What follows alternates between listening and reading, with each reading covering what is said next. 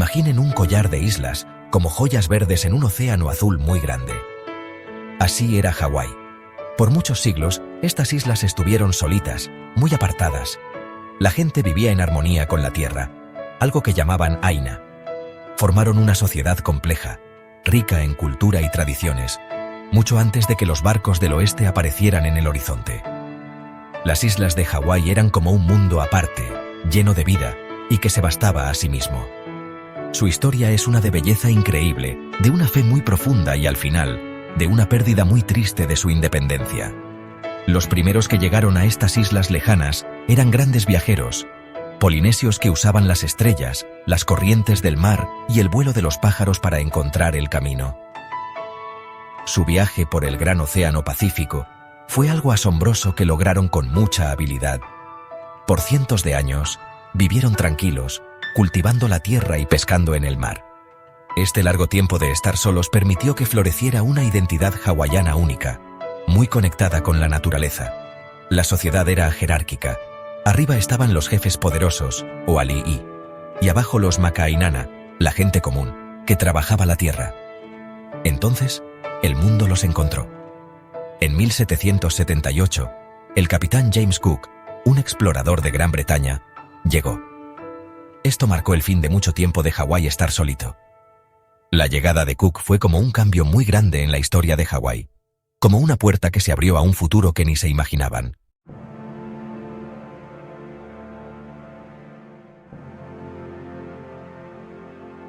Es muy importante entender que Hawái no era solo un lugar bonito, era un reino con su propio gobierno, sus propios gobernantes y sus propias leyes. Esta era una nación soberana, reconocida por otras naciones de todo el mundo. El pueblo hawaiano tenía un sistema político avanzado que había evolucionado durante siglos. Un momento clave en la historia de Hawái fue la unificación de las islas por un jefe guerrero muy fuerte llamado Kamehameha. Mediante alianzas estratégicas, diplomacia y conquista, él unió todas las islas bajo su mando para 1810, creando así el Reino de Hawái. El rey Kamehameha primero estableció un gobierno estable y promovió el comercio, al mismo tiempo que intentaba proteger las tradiciones hawaianas.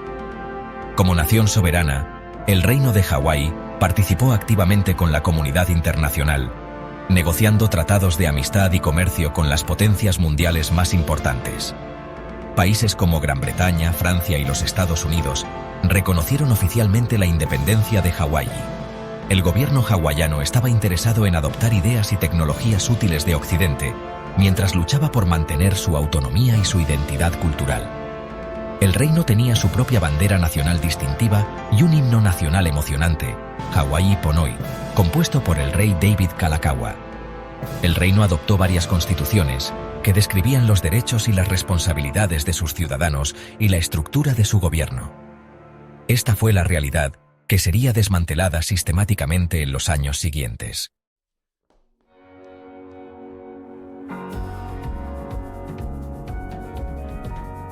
El alma del reino de Hawái residía en su cultura vibrante y única, transmitida de generación en generación.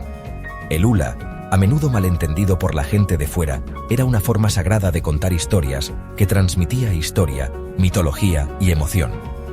Los cantos, uoli, eran expresiones poéticas llenas de poder, que narraban genealogías y sucesos épicos.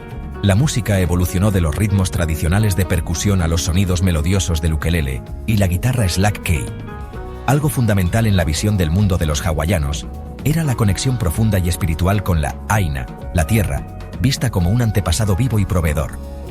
Aloha Aina, que significa amor por la tierra, era un valor fundamental que moldeaba sus prácticas agrícolas y su vida diaria. La llegada de misioneros americanos en la década de 1820 marcó un cambio muy importante. Trajeron el cristianismo, la educación occidental y una forma escrita para el idioma hawaiano. Junto con los misioneros llegaron hombres de negocios, especialmente aquellos interesados en la caza de ballenas y más tarde, en el cultivo de azúcar. Estos intereses económicos crecieron rápidamente, trayendo riqueza para algunos, pero también creando nuevas presiones sociales y políticas. El paisaje de las islas comenzó a cambiar, tanto física como culturalmente, a medida que la influencia extranjera echaba raíces más profundas.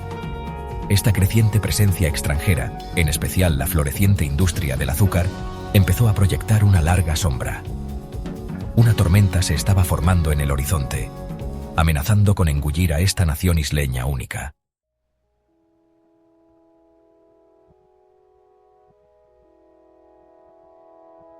La historia de Hawái empieza con una valentía y una habilidad increíbles. Hace siglos, navegantes polinesios expertos cruzaron el Pacífico. Usaban canoas sofisticadas de doble casco, llamadas wa'akaulua, que llevaban personas, plantas y animales esenciales. Guiados por conocimientos antiguos, encontraron nuevas tierras, dando vida a una sociedad isleña única.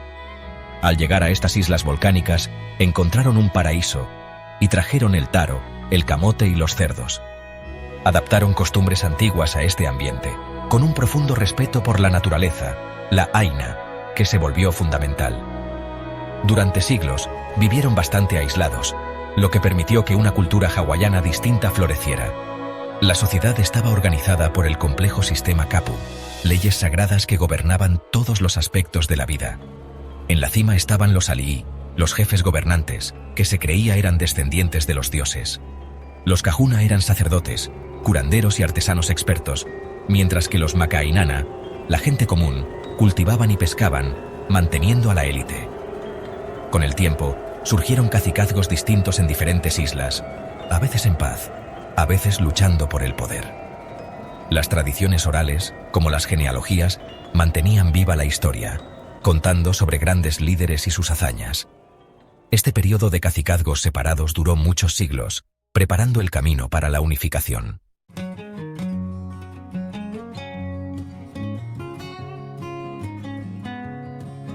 En este mundo de cacicazgos rivales, nació una leyenda, Kamehameha.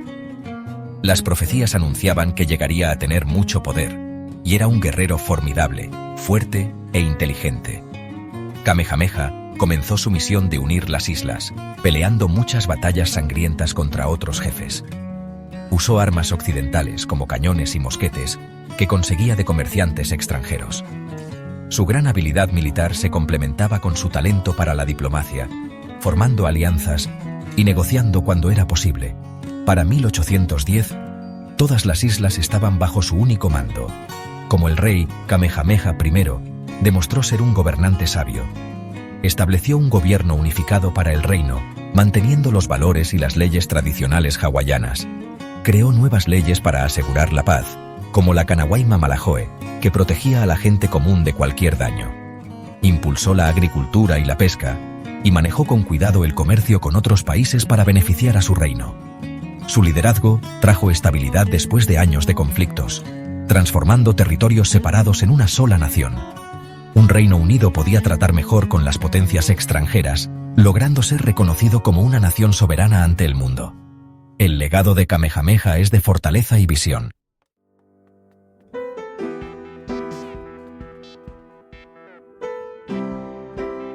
En el Reino Unificado, la vida siguió con muchas tradiciones.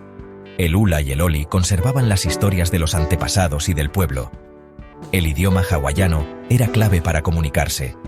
La artesanía creció mucho, uniendo a la gente con su rica herencia.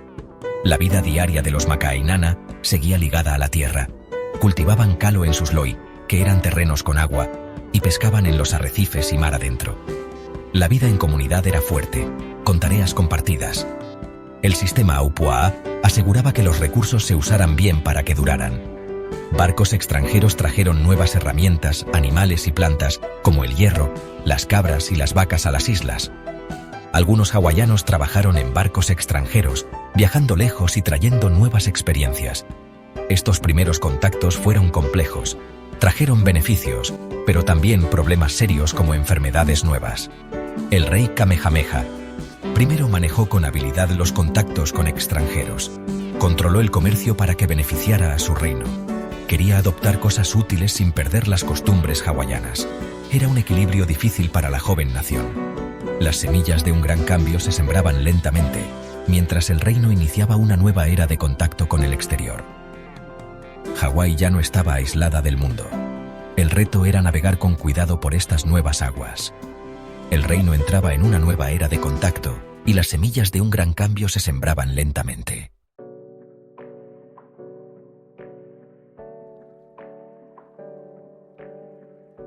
Después del poderoso reinado de Kamehameha I, sus descendientes tomaron el trono, enfrentando una inmensa presión de potencias extranjeras. Kamehameha II, Liholiho, abolió el antiguo sistema Kapu en 1819, alterando dramáticamente las estructuras religiosas y sociales tradicionales hawaianas. Los misioneros cristianos, que llegaron en 1820, rápidamente ganaron influencia en la religión, la educación y el gobierno.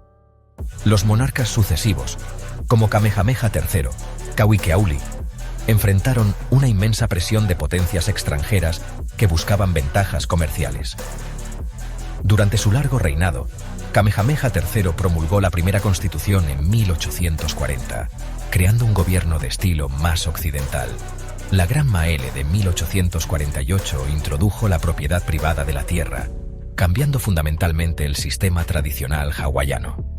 El panorama económico de Hawái estaba cambiando rápidamente, y la caza de ballenas dio paso al cultivo de azúcar. Empresarios estadounidenses y europeos establecieron grandes plantaciones, adquiriendo extensas tierras. Este auge agrícola trajo riqueza para unos pocos, pero aumentó el poder económico y político de los empresarios extranjeros. La creciente comunidad de negocios extranjera buscaba políticas favorables a sus intereses comerciales, chocando a menudo con la monarquía. A medida que crecían sus inversiones económicas, también lo hacía su deseo de mayor control político, enredando al gobierno hawaiano con intereses extranjeros. Las líneas de autoridad hawaiana, antes claras, comenzaron a desdibujarse bajo el peso de las presiones económicas y políticas externas, marcando el rumbo hacia futuros conflictos.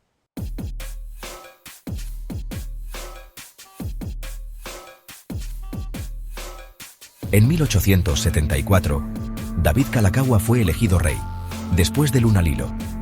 Conocido como el monarca alegre, Kalakaua fue una figura compleja. Él defendió el renacimiento de la cultura hawaiana, que había sido reprimida por décadas bajo la influencia de los misioneros. Él trajo de vuelta las presentaciones públicas de hula y apoyó la música y las artes tradicionales hawaianas. Incluso construyó el magnífico Palacio Iolani, un símbolo de la elegancia y soberanía hawaiana.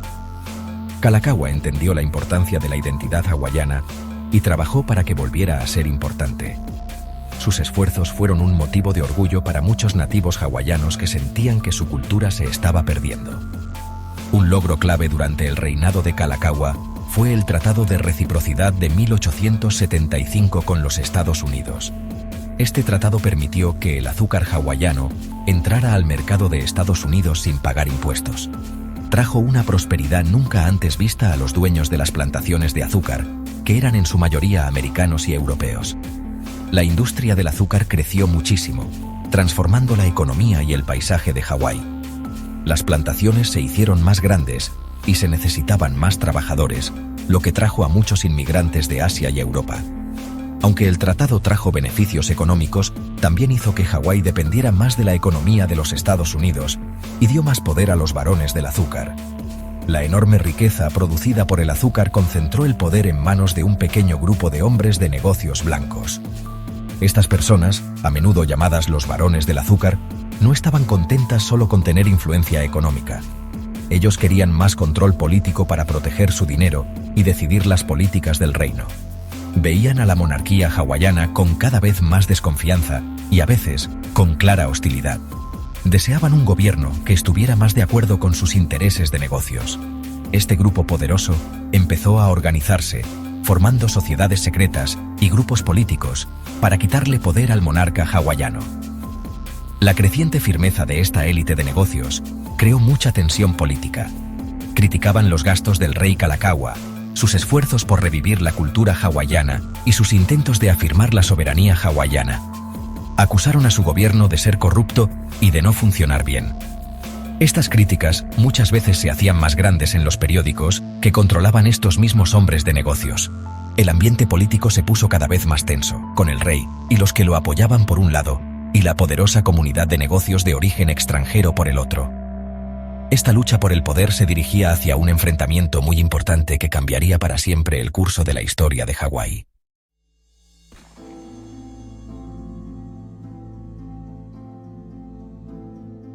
Las tensiones llegaron a un punto crítico en 1887. Un grupo de hombres de negocios y políticos blancos armados enfrentó al rey Kalakaua. Liderados por Lorin A. Thurston, presentaron exigencias al rey. Bajo presión, Kalakaua obedeció. La Constitución de la Bayoneta le quitó poder al rey. Cambió los derechos de voto, favoreciendo a extranjeros ricos. Kalakaua murió en 1891 y su hermana Liliuokalani subió al trono. La reina Liliuokalani buscó revertir la Constitución de la Bayoneta. Esto la puso en conflicto con intereses extranjeros.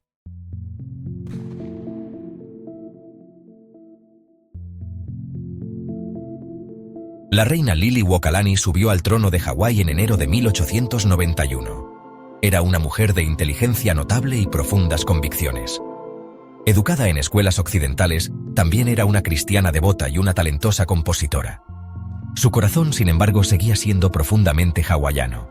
Entendía la historia de su gente y las crecientes injusticias que enfrentaban.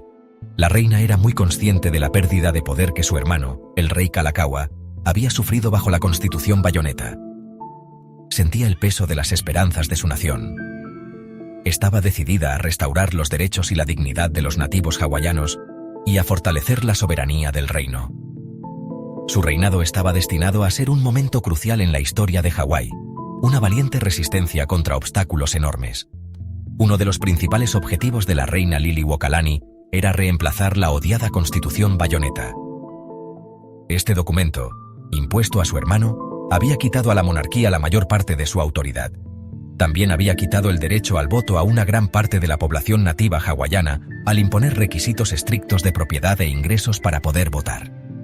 La reina imaginaba una nueva constitución, una que devolviera el poder al trono y asegurara que las voces de sus súbditos nativos fueran nuevamente lo más importante en su propia tierra. Comenzó a trabajar con cuidado, consultando con asesores y midiendo el ambiente político. Al principio fue prudente, buscando un camino legal para la reforma, pero su intención era clara: recuperar lo que injustamente se les había quitado a su gente y a su cargo. El deseo de una nueva constitución no era solo de la reina. Era un sentimiento que compartía la gran mayoría de los nativos hawaianos. Llevaban años sintiéndose molestos por las limitaciones de la Constitución Bayoneta. La veían como una herramienta de dominio extranjero, hecha para beneficiar a los ricos dueños de plantaciones de azúcar y a los hombres de negocios. Por todas las islas, los nativos hawaianos formaron grupos políticos y firmaron peticiones. Le pidieron con insistencia a su nueva reina que actuara con decisión. Mucha gente de su pueblo apoyó públicamente sus esfuerzos para escribir y anunciar una nueva forma de gobierno. Su esperanza se sentía en el aire. Creían que Liliuokalani podría detener el avance extranjero y restaurar un sentido de justicia y el liderazgo hawaiano. Este movimiento para reformar la Constitución, sin embargo, causó una gran conmoción en la comunidad de negocios extranjeros.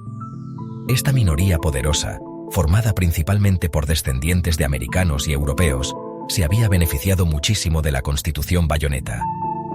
Controlaban la industria del azúcar, poseían grandes extensiones de tierra y dominaban el gobierno. La idea de una monarquía más fuerte y de votantes nativos hawaianos con más poder los asustaba muchísimo. Tenían miedo de perder su posición de privilegio y el control político que tanto les había costado conseguir. Como respuesta a las intenciones de la reina, un grupo de estos hombres influyentes se organizó rápidamente. Se llamaron a sí mismos el Comité de Seguridad, y su objetivo no era la seguridad del reino, sino quitar a la reina para siempre y que Hawái se uniera a los Estados Unidos.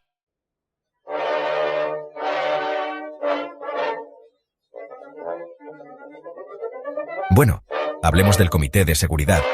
Este grupo lo formaban 13 hombres. Era una mezcla de ciudadanos americanos, hawaianos con familia americana y también algunas personas de Europa. Entre ellos, había gente muy importante como Lorin A. Thurston, que era abogado, nieto de misioneros americanos y uno de los que más escribió en la Constitución Bayoneta. Sanford B. Dole, un juez respetado que nació en Hawái y sus papás eran misioneros americanos, también era un miembro destacado. aunque al principio no estaba muy seguro de empezar una revolución así de golpe. Otros miembros eran dueños ricos de plantaciones de azúcar, comerciantes y abogados, todos muy metidos en que la economía siguiera como estaba. Ellos no eran gente común, eran la élite, los poderosos, los hombres que más podían perder si la reina lograba hacer sus cambios. Lo que hicieron fue por una mezcla fuerte de proteger sus propios intereses y por lo que ellos creían firmemente. Las razones económicas del Comité de Seguridad eran las más importantes. La industria del azúcar era como el motor de la economía de Hawái, y estos hombres eran los que más ganaban con eso. El tratado de reciprocidad con los Estados Unidos, que dejaba que el azúcar de Hawái entrara a Estados Unidos sin pagar impuestos, era clave para sus ganancias. Pero la tarifa McKinley, una ley que se hizo en Estados Unidos en 1890, les quitó esa ventaja. Hizo que el azúcar de otros países también entrara sin impuestos, e incluso le dio un dinerito extra a los que producían azúcar en América. Así que pensaron que si Hawái se unía a los Estados Unidos, tendrían seguro el mercado americano para su azúcar para siempre, y estarían bajo la protección de la política económica de Estados Unidos. La nueva constitución que quería la reina Liliuokalani le daba más poder a los hawaianos nativos. El comité vio esto como una amenaza directa a sus tierras y al sistema de trabajo barato que usaban en las plantaciones. Pero no solo era por dinero, el Comité de Seguridad también se movía por sus ideas políticas. Muchos de verdad creían que el gobierno al estilo americano era mejor y que unirse a Estados Unidos era lo mejor para Hawái, sin importar lo que pensaran los hawaianos nativos. Veían a la monarquía hawaiana como algo viejo, corrupto y que no dejaba progresar. Claro, progresar según ellos.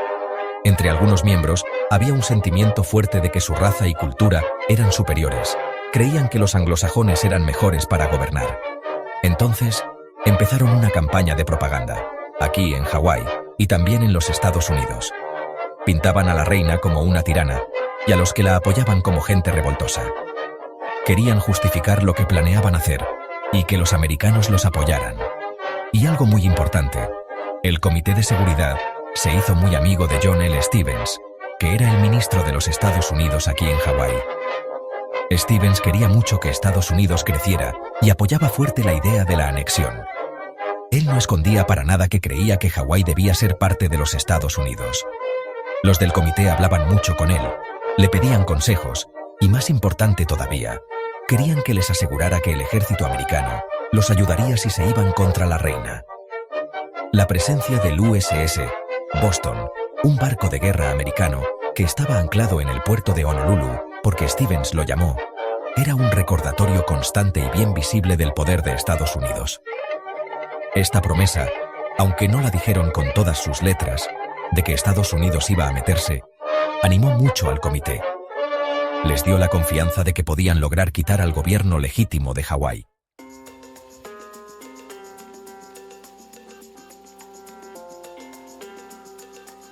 La crisis empezó el 14 de enero de 1893. La reina Liliuokalani propuso una nueva constitución, pero sus ministros dudaron. Ella aceptó esperar. El Comité de Seguridad aprovechó la situación. Loring Thurston y otros pidieron un gobierno provisional. John L. Stevens ordenó desembarcar tropas. La reina entregó su poder a Estados Unidos. Su reinado terminó, pero su lucha apenas comenzaba.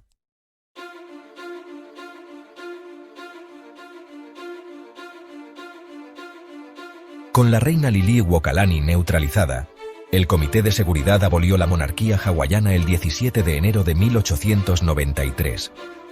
Establecieron un gobierno provisional con Sanford B. Dole como presidente. Declararon la ley marcial y dependían del apoyo militar estadounidense.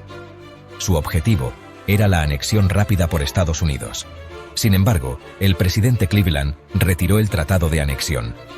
Nombró a James H. Blount para investigar, dando esperanza a la reina Liliuokalani. El presidente Grover Cleveland, desconfiando de la revolución en Hawái, retiró el tratado de anexión.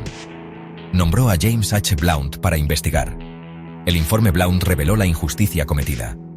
Cleveland intentó devolver el trono a la reina Liliuokalani, pero las negociaciones fracasaron. Los miembros del gobierno provisional en Honolulu estaban completamente furiosos. Leyeron los resultados del informe Blount con una mezcla de no poder creerlo y mucha rabia. El presidente Sanford B. Dole rechazó por completo todas sus conclusiones. Él y sus amigos negaron con mucha fuerza haber hecho algo malo. Siguieron insistiendo en que lo que hicieron estaba totalmente justificado. Decían que solo estaban protegiendo a Hawái de una reina imprudente y mandona. Rechazaron la petición del presidente Cleveland de que dejaran el poder. Dejaron claro que no iban a devolverle el poder a la monarquía hawaiana. Su desafío envió un mensaje muy claro a Washington.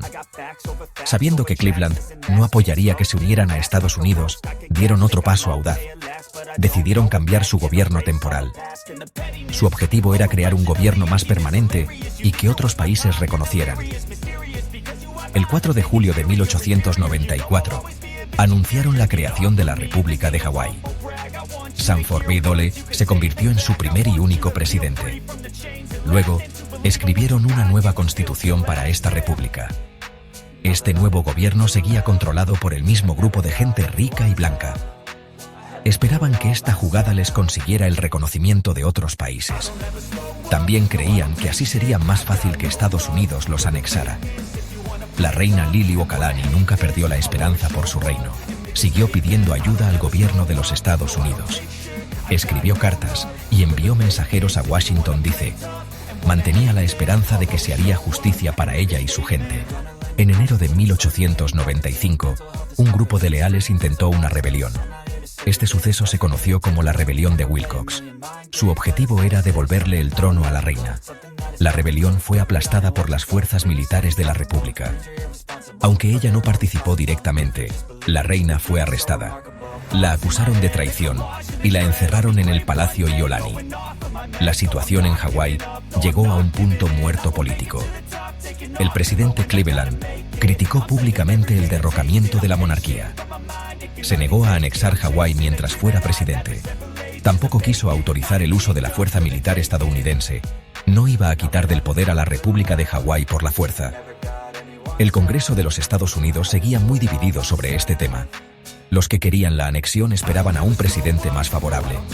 La reina Liliuokalani estuvo bajo arresto en su casa durante muchos meses. Al final, firmó un documento renunciando al trono bajo presión. Los que querían la anexión jugaban un juego de espera, seguros de que su momento llegaría.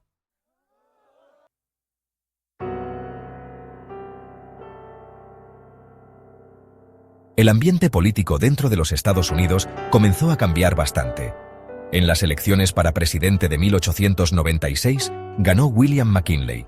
McKinley era un republicano muy conocido y apoyaba con fuerza y abiertamente que Estados Unidos creciera más. Que él ganara fue una muy buena noticia para la gente en Hawái, que quería con muchas ganas que Hawái se uniera a Estados Unidos. Ellos vieron que esta era una oportunidad nueva y muy buena para por fin lograr lo que tanto habían querido. El presidente McKinley creía mucho en la idea del destino manifiesto. Él sentía con fuerza que Hawái era importante por su lugar estratégico para el futuro de los Estados Unidos. El grupo influyente en Washington, D.C. que quería la anexión, rápido volvió a esforzarse mucho. Ellos encontraron que el nuevo gobierno del presidente los escuchaba más y los entendía mejor. El momento más importante que cambió todo para la anexión de Hawái llegó con algo que pasó en el mundo y que nadie se esperaba.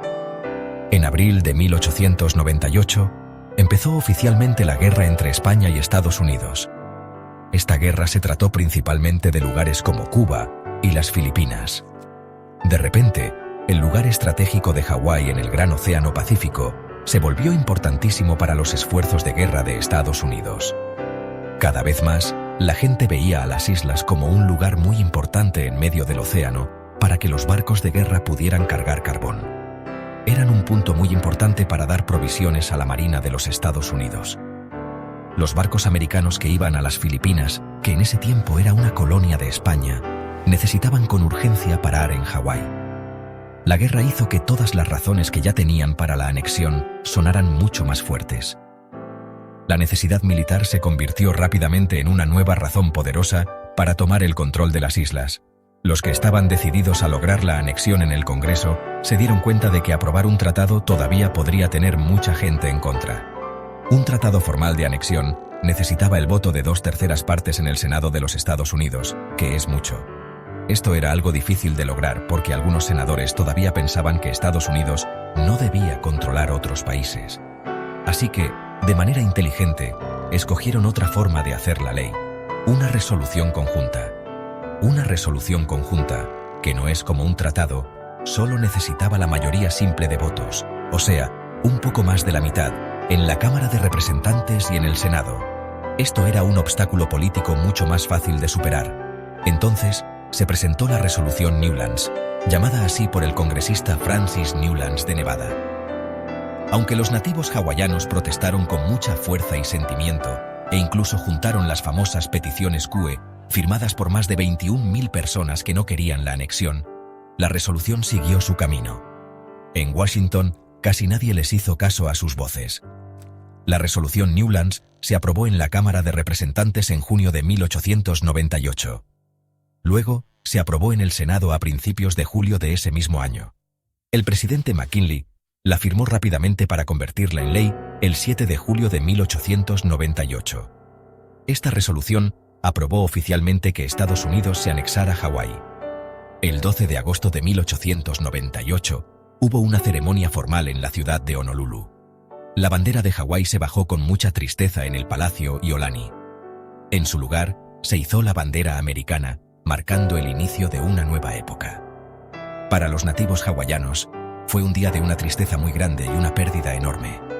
Su reino independiente, que había existido por casi 100 años, ya no estaba. Hawái se convirtió oficialmente en un territorio de los Estados Unidos, y su futuro quedó unido para siempre al de un país extranjero.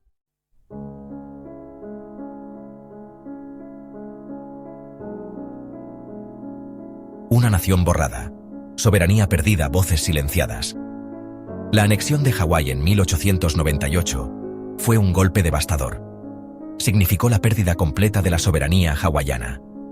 El reino independiente de Hawái dejó de existir. Ya no había un monarca hawaiano. Ya no había una legislatura hawaiana que hiciera leyes para los hawaianos.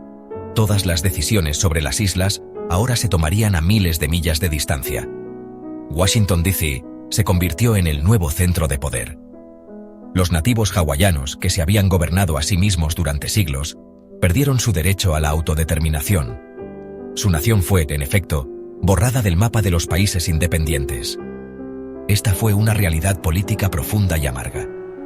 Para los nativos hawaianos, esto fue más que un simple cambio político. Fue una profunda traición. Su reina, Liliuokalani, había cedido bajo protesta. Ella había apelado a los Estados Unidos pidiendo justicia. Muchos creían que su justo reclamo sería escuchado. En cambio, el gobierno de Estados Unidos finalmente se puso del lado de los poderosos intereses comerciales. La sensación de impotencia era abrumadora. Sus peticiones, firmadas por miles, habían sido ignoradas. Sus voces, antes fuertes en su propia tierra, ahora estaban ahogadas. La esperanza de restauración, que había brillado débilmente durante 5 años, se extinguió. El peso de esta pérdida cayó con fuerza sobre el pueblo hawaiano. La marginación política siguió rápidamente después de la anexión. Los nativos hawaianos, antes ciudadanos de un reino, se convirtieron en habitantes de un territorio de Estados Unidos. Su capacidad para influir en su propio gobierno se redujo drásticamente. Aunque algunos hawaianos podían votar en las elecciones territoriales, las verdaderas palancas del poder a menudo estaban fuera de su alcance. La Ley Orgánica de 1900 estableció el gobierno del territorio de Hawái. Esta ley, aprobada por el Congreso de Estados Unidos, definió la nueva estructura política. Puestos clave, como el de gobernador, eran nombrados por el presidente de Estados Unidos. Los nativos hawaianos se encontraron luchando para que sus preocupaciones fueran escuchadas dentro de este nuevo sistema estadounidense. Ahora eran una minoría en muchos sentidos, incluso en su tierra natal. El impacto psicológico de perder su nación fue inmenso. La bandera hawaiana, símbolo de independencia, fue arriada. El himno nacional hawaiano ya no se tocaba oficialmente. Estos símbolos representaban su identidad y su historia. Su desaparición era un recordatorio constante de lo que les habían quitado. Un profundo dolor colectivo invadió a la comunidad hawaiana.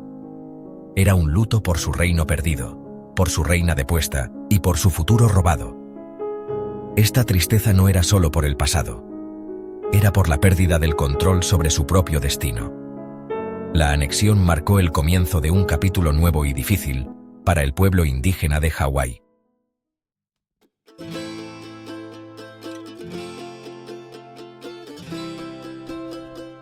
La Aina llora tierra, idioma y medios de vida bajo ataque. La anexión hizo más fuerte y rápida la pérdida de tierras para los hawaianos nativos. La idea de que la tierra podía ser de una sola persona, que ya se había presentado antes, ya había causado problemas. Ahora, como territorio de Estados Unidos, a las grandes compañías de agricultura, más que nada de azúcar y piña, les fue más fácil juntar grandes pedazos de Aina. Estas tierras antes se cuidaban entre todos, con el sistema de Aupua. A muchos hawaianos nativos los sacaron de las tierras de sus antepasados. Tuvieron que buscar nuevas formas de ganarse la vida, muchas veces trabajando por poco dinero en las mismas plantaciones que les habían quitado sus tierras. La conexión espiritual con la Aina, tan importante para ser hawaiano, sufrió mucho por esta continua pérdida de tierras y porque las usaban para negocios. El idioma hawaiano, el olelo hawaii, enfrentó muchísima presión. Después del derrocamiento y sobre todo después de la anexión, el inglés se volvió el idioma principal en el gobierno, los negocios y la educación. En 1896 se aprobó una ley que hacía que el inglés fuera el idioma para enseñar en las escuelas. Muchas veces, si hablabas hawaiano en la clase, te castigaban. Esta regla tuvo un efecto terrible en cómo el idioma pasaba a los más jóvenes. Como menos niños crecían hablando su primer idioma, una conexión muy importante con su cultura, su historia y lo que sabían sus antepasados empezó a perderse. Que el olelo hawaii se usara menos no fue solo un cambio de idioma, fue una gran pérdida cultural, como si se callaran las voces de los antepasados. Las formas tradicionales de ganarse la vida de los hawaianos también se vieron muy afectadas. La economía de las plantaciones, que se enfocaba en el azúcar y la piña para vender afuera, cambió cómo se veía la tierra y el trabajo. Cultivar y pescar para comer, que había ayudado a los hawaianos por cientos de años, se volvió cada vez más difícil. Los sistemas de trabajar juntos y compartir las cosas se debilitaron por una economía basada en el dinero. Muchos hawaianos tuvieron que trabajar en las plantaciones o en las ciudades que estaban creciendo.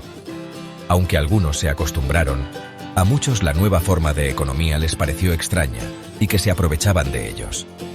Las formas de vida tradicionales, muy conectadas con los ritmos naturales de las islas, lucharon por sobrevivir en este mundo que cambiaba rápido por el dinero que venía de otros países.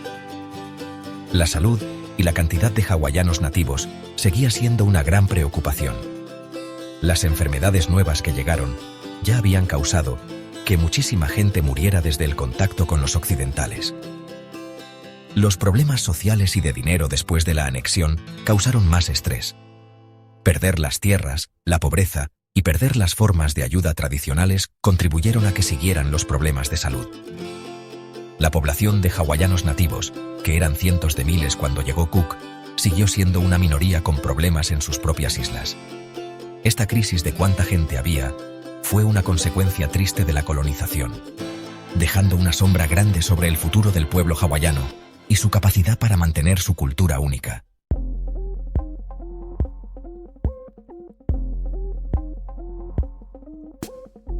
Ecos de un reino, heridas culturales y el despertar de la fortaleza. Cuando Estados Unidos se anexó Hawái, hubo mucha presión para que la gente cambiara su cultura. Las leyes, costumbres y valores de Estados Unidos se impusieron en las islas hawaianas. Las escuelas públicas americanas promovían el amor por Estados Unidos y el idioma inglés. El conocimiento, las creencias y las prácticas tradicionales de Hawái muchas veces se veían como algo viejo o que no servía. Este intento de hacer todo americano hizo que muchos nativos hawaianos se sintieran como extraños en su propia tierra. Pero a pesar de tanta tristeza y de que querían obligarlos a cambiar, el espíritu de la cultura hawaiana no se murió. Aunque la escondían, las costumbres tradicionales siguieron haciéndose en las casas y en los pueblos. Los mayores, calladitos, enseñaban el idioma, los cantos y cómo curar con plantas y remedios antiguos.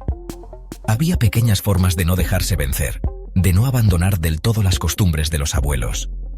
Algunos hawaianos estudiosos y gente que conocía bien la cultura trabajaron para guardar lo que podían. Escribían sobre las tradiciones y explicaban por qué eran importantes. Estos esfuerzos, aunque quizás eran pequeños y no muy conocidos en ese tiempo, ayudaron a preparar el camino para que la cultura volviera a florecer más adelante. La llamita de la identidad hawaiana, aunque parecía apagarse, nunca se extinguió por completo. Lo que pasó con la anexión tuvo un efecto muy grande, y por mucho tiempo en la cultura hawaiana. Dejó heridas muy profundas que tardarían varias generaciones en sanar. Perder su gobierno, su tierra y su idioma dejó una tristeza histórica, un trauma. Pero este tiempo difícil también hizo que nacieran las ganas de ser fuertes. El dolor y la injusticia que sintieron los nativos hawaianos les dieron más fuerza para seguir siendo un pueblo único y diferente. La lucha por recuperar y darle vida otra vez a su herencia cultural, por sanar las heridas del pasado y por defender sus derechos, se volvió algo muy importante en la vida de los hawaianos durante todo el siglo XX y todavía hoy. Los ecos del reino que se perdió seguirían escuchándose, llamando a las nuevas generaciones a hacer algo.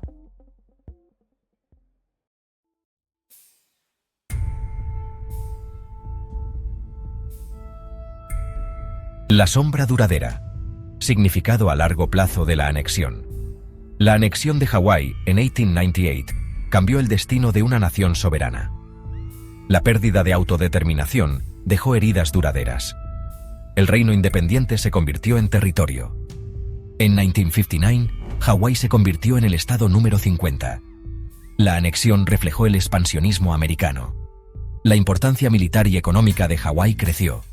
La riqueza generada a menudo se iba para afuera.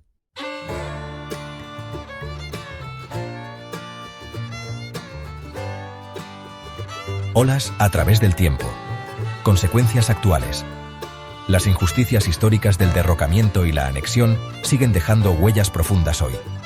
Los hawaianos nativos enfrentan grandes diferencias sociales y económicas. Los números muestran problemas en salud, educación, ingresos y vivienda. Hay más hawaianos nativos en la cárcel y sin hogar. Estas son consecuencias duraderas de la pérdida de tierras y cultura. La lucha por la igualdad y el autogobierno sigue hoy. La situación política actual está marcada por el derecho a gobernarse. Este movimiento tiene muchos deseos y soluciones diferentes. Algunos buscan reconocimiento oficial del gobierno de Estados Unidos. Otros piden que Hawái vuelva a ser un país independiente. También hay otras ideas en medio de estas dos. La discusión muestra el deseo de recuperar control sobre tierras y recursos. Los esfuerzos por cuidar la cultura hawaiana enfrentan problemas. Ha habido éxitos, como el uso del idioma hawaiano en escuelas. Artes tradicionales como el hula se practican con más fuerza. La lucha contra el uso superficial de la cultura sigue. Proteger lugares sagrados como Mauna Kea es importante. La comunidad debe esforzarse para mantener la cultura auténtica. Esto muestra la fortaleza de los hawaianos. La dependencia del turismo es un problema constante. El turismo presiona los ecosistemas y recursos de las islas. Millones de visitantes afectan los servicios públicos y el medio ambiente. Encontrar un equilibrio entre economía y protección es crucial. Las decisiones del pasado obligan a Hawái a un camino complicado hacia un futuro más justo.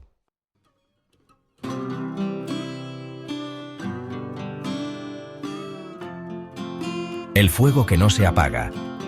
La lucha continua por los derechos y la soberanía. La comunidad nativa hawaiana sigue mostrando una fuerza y unas ganas de luchar impresionantes. Es como un fuego de determinación que no se apaga. Un despertar cultural y político conocido como el Renacimiento hawaiano. Este movimiento hizo que la gente volviera a sentir orgullo por su identidad hawaiana. También dio más fuerza a la lucha en diferentes frentes. Por ejemplo, hubo protestas para proteger la isla de Kahoolawe de los bombardeos militares. Y hasta el día de hoy se sigue trabajando para defender los derechos de los nativos sobre la tierra y sus recursos. Movimientos más recientes, como las grandes marchas para proteger Mauna Kea, de que se construyan más telescopios, demuestran que el compromiso con el Aloha Aina y con poder decidir por ellos mismos sigue muy vivo. Esta lucha por la justicia también se ha llevado a los tribunales y al mundo de la política. Un momento clave aunque fue más bien simbólico. Fue cuando se aprobó la Ley Pública de Estados Unidos 103-150 en el año 1993. Esta resolución de disculpa, que firmó el presidente Bill Clinton, reconoció de manera oficial que el gobierno de Estados Unidos tuvo que ver en la caída del Reino de Hawái en 1893. En ella, se expresaba arrepentimiento por haberles quitado a los hawaianos la soberanía que les correspondía. Y aunque esta resolución no significó que les dieran dinero como compensación o que les devolvieran su independencia, sí fue una manera oficial de admitir que se había actuado mal. Para muchos nativos hawaianos, esto fue una confirmación de su historia, aunque también dejó claro que todavía quedaba mucho por hacer para llegar a una reconciliación de verdad y a una justicia que repare el daño. Un concepto hawaiano muy profundo, el aloha, aina, que es el amor y el respeto profundo por la tierra, sigue siendo como una brújula en la lucha actual. Esa conexión tan fuerte con las islas, que es espiritual y viene de los ancestros, es lo que alimenta las ganas de cuidar el medio ambiente y de defender los derechos indígenas. Es una manera de ver el mundo en la que la tierra no es solo algo de lo que se saca provecho, sino como un pariente vivo, una fuente de vida e identidad. Esta manera de pensar está detrás de muchos de los movimientos de hoy, desde los intentos por recuperar las formas tradicionales de agricultura hasta las peticiones para que los nativos hawaianos tengan más voz en las decisiones sobre cómo se maneja y se desarrolla la tierra. Aloha, aina, no es solo una frase, es una responsabilidad que se siente en lo más profundo. La historia de Hawái y de su gente originaria está lejos de terminar. La búsqueda por decidir su propio futuro, proteger su cultura y alcanzar una justicia verdadera es un camino que continúa. Los ecos del reino perdido todavía resuenan con fuerza, llamando a las nuevas generaciones a la acción e inspirando esperanza. Los desafíos son grandes, pero el espíritu perseverante de los Kanaka Maoli, ese lazo que no se rompe con las islas de sus ancestros y su rica herencia cultural, son una base poderosa para el futuro. La lucha por sanar las heridas del pasado y construir un futuro más justo, donde las voces hawaianas realmente se escuchen y se respeten en su propia tierra, sigue adelante con una determinación firme y una dignidad profunda.